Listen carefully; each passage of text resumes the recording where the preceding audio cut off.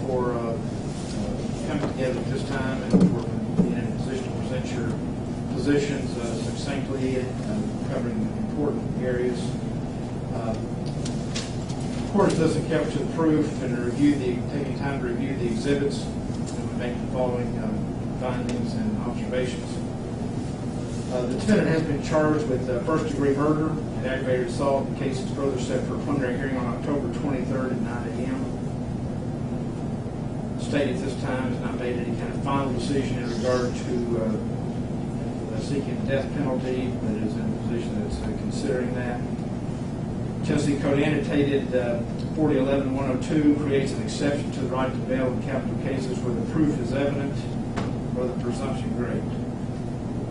The court would find from the consideration of the testimony and the exhibits in this case that the court finds that the state of Tennessee has met its burden of proof to establish that the proof is evident or the presumption great pursuant to Tennessee statute and the Tennessee Constitution to establish that the defendant's attack on the deceased victim was especially heinous, atrocious, or cruel, and involved torture or serious physical abuse beyond that necessary to produce death.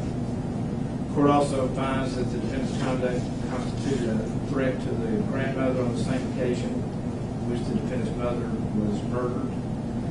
The court would state that the totality of the proof to this point is established that the state does have substantial proof against the defendant, including causation of injuries to the victim which resulted in her.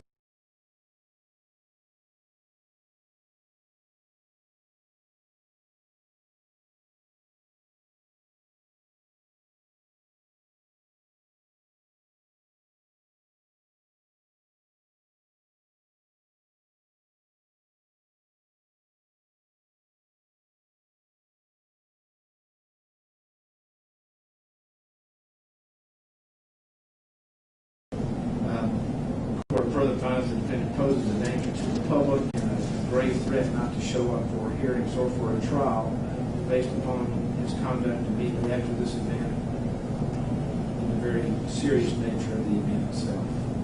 The court specifically finds the state has established an aggravated circumstance pursuant to TCA 3913-204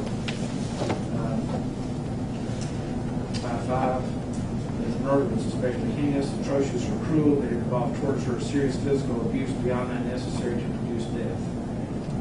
Proof established that the victim was killed by use of a knife, that the victim was stabbed approximately 77 times in a very violent manner, pursuant to the autopsy report, followed by explaining the state of Tennessee being apprehended in Michigan. All of these facts establish an intent to inflict torture or serious abuse on the victim and then to escape the consequences for his actions. The court does find that the second factor the state has failed to establish a violation of the second aggravating factor, which was TCA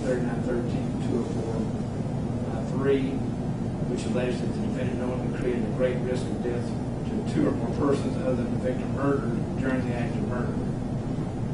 There was a second victim. The second victim in this case was the grandmother who was present and was in fear for her life, or was in substantial fear. There was also another incident that the state presented by an order of protection that the court finds is clearly a separate incident and does not feel that the proof has been established for that particular factor, which requires danger to two other people other than the person who was killed. The court does find that the state has submitted substantial proof of meeting the requirements for this to be considered a capital offense. And further, based upon these reasons, the defendant shall be held without bond or bail pending further developments or action taken by this court or subsequent court. The defendant can certainly be free to pursue and present defenses to the charges, including any issues of competency, which the defense will be free to develop. The court also noted, looking at the exhibits, as part of this here today, that the multiple chops and sharp force injuries were listed in the incident report, additional autopsy report that included very severe injuries to the neck, that 31 injuries to the head, 6 to other portions of the neck, torso, 8, shoulder 14, arm 4, right hand 3, thigh, so that there were multiple injuries suggestive of somebody that was alive and resisting. The grandmother has testified about her daughter calling out to her for help, being aware of the grave nature of the threat to her. These are factors that are listed in cases about somebody that's living through a situation that amounts to torture. This is a big factor in these type of cases and analysis. The reason I'm going to do this. And the multiple nature of the offenses, the extensive nature in various locations, to the head, to the shoulder, to the neck, to the torso, and so on, indicate the type of factors that are listed in this exception to the granting of bail. That these injuries were very severe, that there was a very serious attack that presented great danger and resulted in death, presented a threat to the grandmother who was also there. The order of protection was a separate issue. In viewing that, there were also issues of the defense ability to plan or scheme or think through some of those matters. Some of that's presented in a hearsay manner, and the order of protection was submitted as an exhibit. But all of these here today are shown in a manner that presents a great risk, can present a great risk to the public and to other individuals, and therefore meet the provisions of this exception to granting bail. Bail is a very extremely important part of our criminal law.